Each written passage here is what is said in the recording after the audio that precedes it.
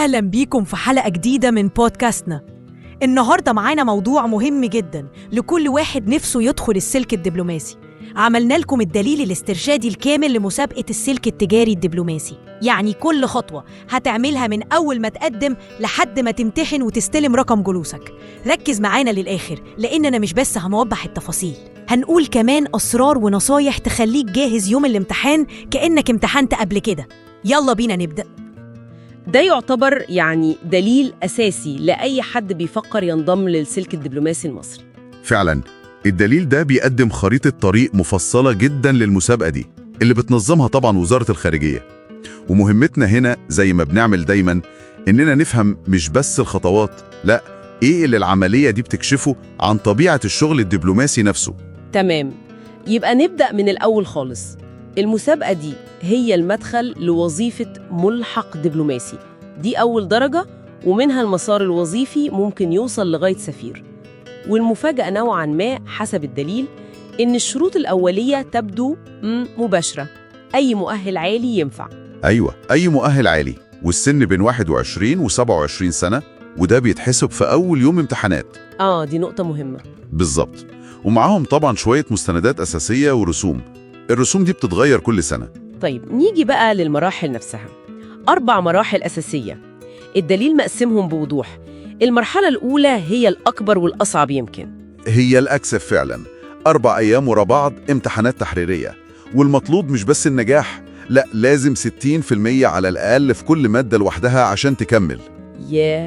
يعني ممكن حد ينجح في 3 ويسقط في واحدة؟ للأسف ممكن، ده بيخلي التحدي كبير من أول خطوة. طيب اليوم الأول ده بتاع إيه؟ اليوم الأول كله لغات، وده منطقي جدا. اللغة دي أهم أداة للدبلوماسي. في امتحان عربي، وده عبارة عن مقال في موضوع عام عشان يشوفوا الأسلوب والقواعد. تمام. وبعدين اللغة الأجنبية الأولى إنجليزية أو فرنسية، دي فيها ترجمة ومقال واختيار من متعدد، يعني شاملة أكتر. أيوة. وبعدين اللغة الأجنبية التانية، ودي ترجمة بس للعربي، ممكن تختار من لغات كتير متاحة. الدليل نفسه بينبه على أهمية الوقت في اليوم ده بالذات، 4 ساعات امتحان متواصل. التركيز ده كله على اللغات في يوم واحد فعلا بيوضح قد إيه المهارات دي أساسية. بالظبط، الدقة، الوضوح في التعبير سواء كتابة أو كلام. بعد كده النصايح اللي في الدليل كلها بتركز على الممارسة اليومية، مش بس عشان الامتحان، دي مهارة شغل يومي. طيب عدينا يوم اللغات، اليوم التاني بيركز على إيه؟ اليوم التاني بنروح للإطار القانوني والمؤسسي، يعني امتحان القانون الدولي والمنظمات الدولية. وده بيكون عامل إزاي؟ هنا بقى التركيز بيكون على موضوعات أساسية غالباً بتتكرر، يعني حاجات زي المعاهدات الدولية، القانون البحري، موضوع الحصانات الدبلوماسية، وكمان المنظمات المهمة، الأمم المتحدة، الجامعة العربية، الاتحاد الأفريقي. لازم اللي داخل يكون فاهم القواعد اللي بتحكم العلاقات بين الدول. مفهوم. اليوم الثالث بقى ده اللي بيخلط بين الاقتصاد والسياسة. تمام، الاقتصاد السياسي والعلاقات الاقتصادية الدولية.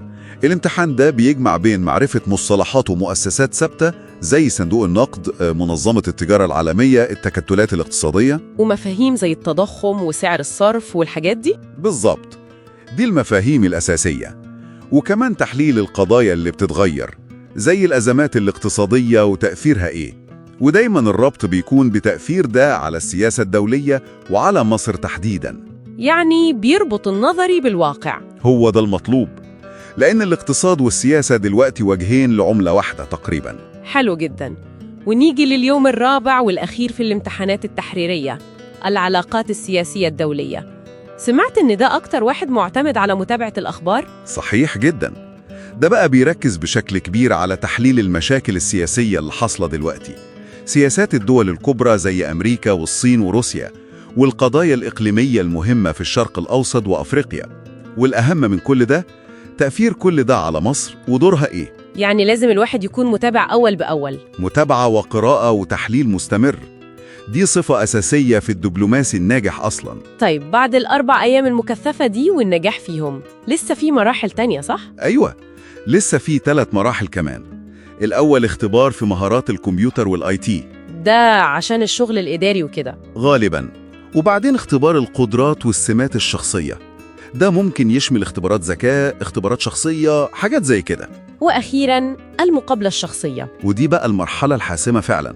المقابلة الشخصية. هل هي مجرد اختبار معلومات زيادة ولا ليها طبيعة مختلفة؟ لا خالص، هي طبيعتها مختلفة تماما.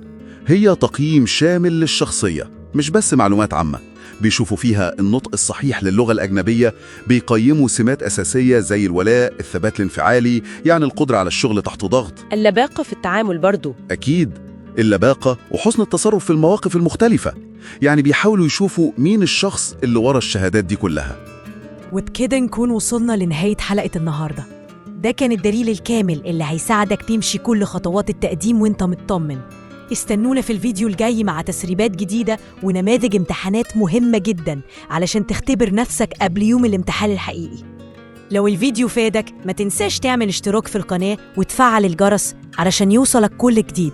وبالتوفيق لكل المتقدمين.